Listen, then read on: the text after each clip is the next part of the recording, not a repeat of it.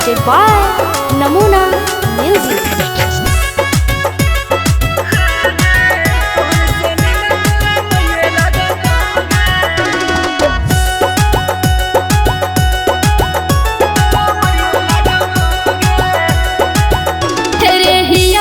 तीनों में से हो कौनो पसंद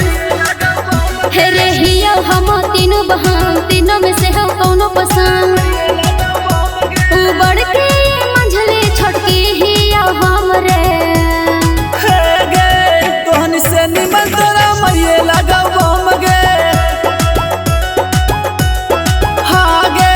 तोहन से निमन तोरा मैये लगाओ बम गे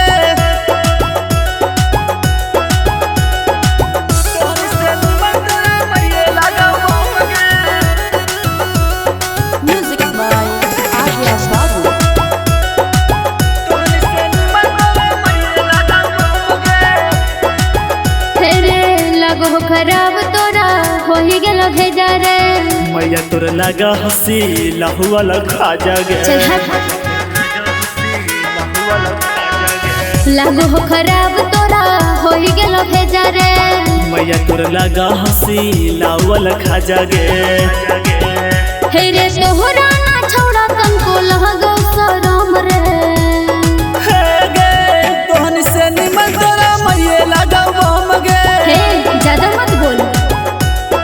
हाँ गे तोहन से निमन तोरा मैये लगा बम गे चल हट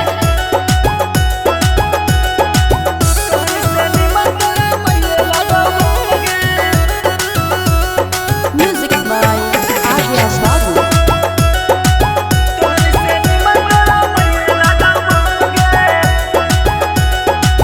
जाके देखले छोड़ा राची पागल खाना रे योगे छौड़ी तोरा मैये के दीवाना गे ज्यादा बोल रही अच्छा जाके देखले छोड़ा राची पागल खाना रे